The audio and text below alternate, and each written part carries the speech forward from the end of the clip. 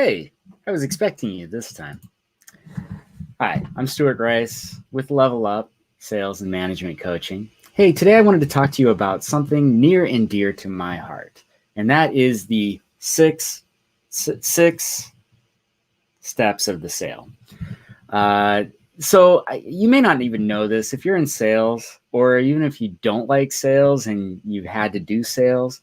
Believe it or not, you've already accomplished doing the 6 steps of the sale. The only difference is I'm just going to highlight and give you kind of a roadmap as to what those 6 steps are, so that next time you're in a sales presentation, why don't I mute that? Goodness gracious, professionalism. So that next time you're in that situation and you have to sell something, you know exactly what you're doing and when you're doing it. So just real quick, the 6 steps of the sale are the introduction, or kind of the welcoming, the greeting, maybe it's even prospecting, all of those types of things. That is the very first step. For instance, if you're in a retail location, when someone walks to the door, it's how you say hi to them. But if you're doing more B2B business, if you've got clients that you're going to go visit, this is where you're actually going. And if you've got to do prospecting, you're discovering those people, making some sort of an introduction. It's a great way to build rapport. Your introduction should really be about building rapport.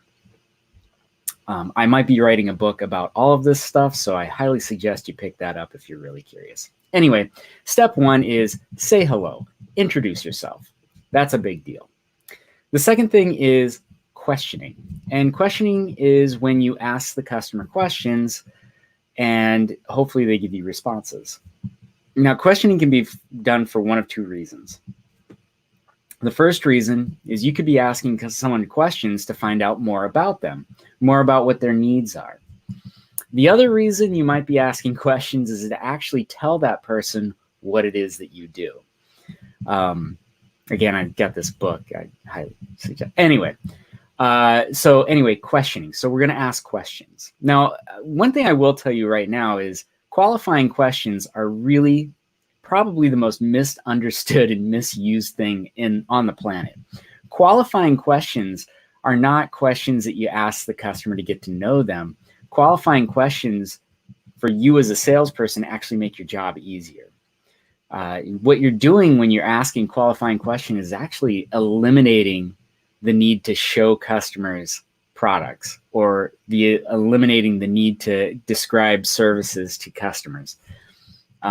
It doesn't make any sense to talk to somebody who's come in to look for a washer and dryer to talk them into tires, because it doesn't make any sense.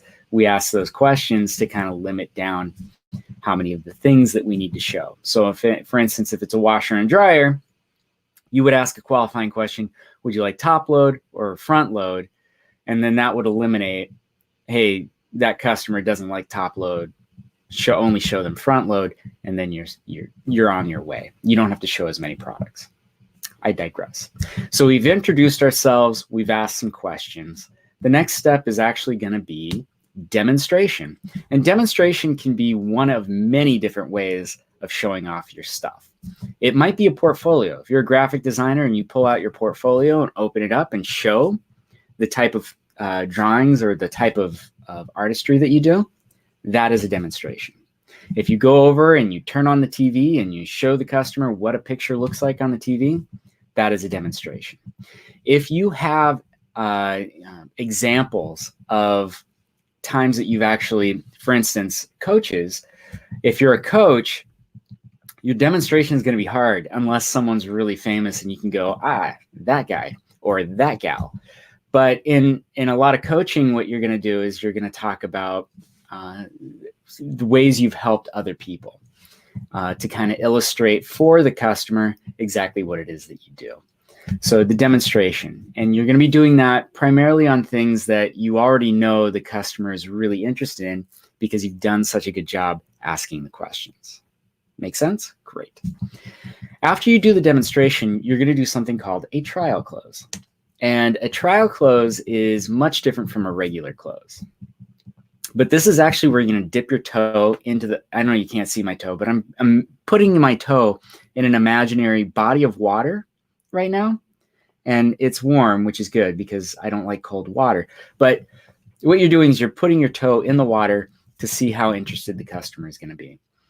And in a lot of cases, most cases, a customer is not going to be as interested as we would like them to be. Wouldn't it be cool if the first thing you showed somebody, you're like, hey, you want to pick this up? And they were like, yeah. It would be like, oh my God, my job's so easy.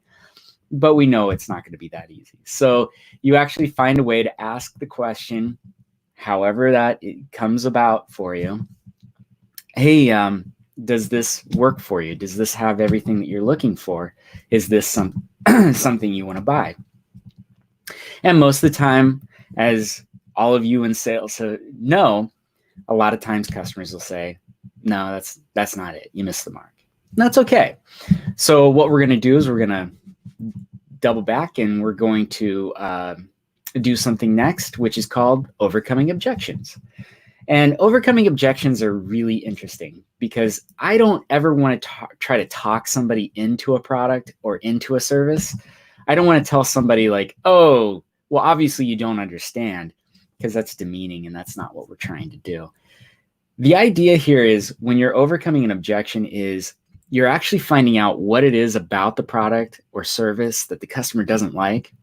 And then you're going to use this information to either A, let the customer know, oh no, that does do exactly what you're asking for. I'm sorry I didn't explain that to you in the first place. Or B, I almost said two, but I said B, it's gonna help inform you so that the next product or service that you show is actually gonna hit the mark. Does that make sense? Overcoming objections does not mean you're talking somebody into something. That is not your job. Your job is to find the right thing for that customer and get them to a point where they can make a decision about it. So when a customer says no, and we find out, hey, it's because they needed X, Y, and Z, this product only does X and Y, doesn't do the Z, we find the product that does X, Y, and Z, and we present that to them. Or what's the other big objection that you're going to get from a customer is, you guessed it, and you probably get it all the time, it's price. So when the objection is price, the thing we have to do is what? You have to go find one that does similar things for less money. Don't try to talk the customer into spending more money at this point. I'm warning you, that's a bad route to take. What I suggest is find something that does similar stuff for a lower price.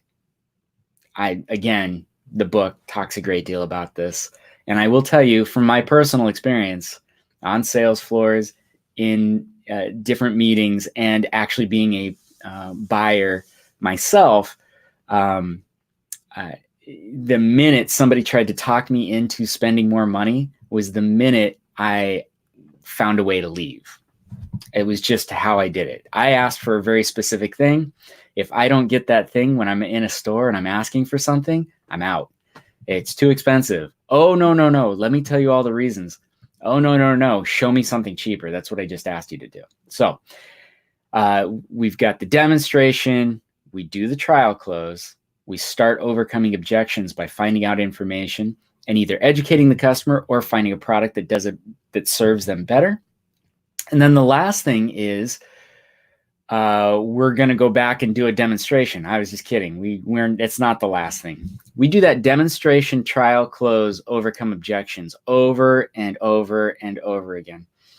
And I know personally, I have done this over and over and over again with a customer. I've done it up to 15 times because I wanted to make sure that they were getting the right product. I also wanted to make sure I wasn't going to get a return. I hate returns.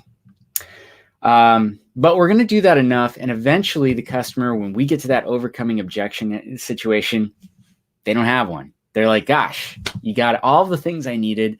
The price is always too expensive, but they're willing to pay it. Now we're in the actual close. So, and then you have to do a whole bunch of work after that. Wouldn't it be easy if like that was it? You just got that sale and you were like, now I guess I don't have to do anything. I just collect money.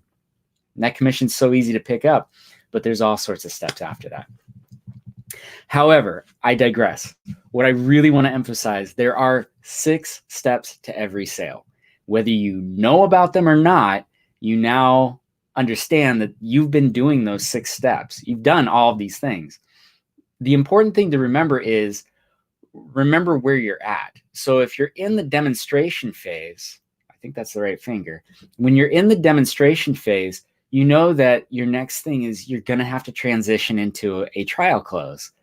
And then when you're in the trial close, you know you have to transition into overcoming any objections.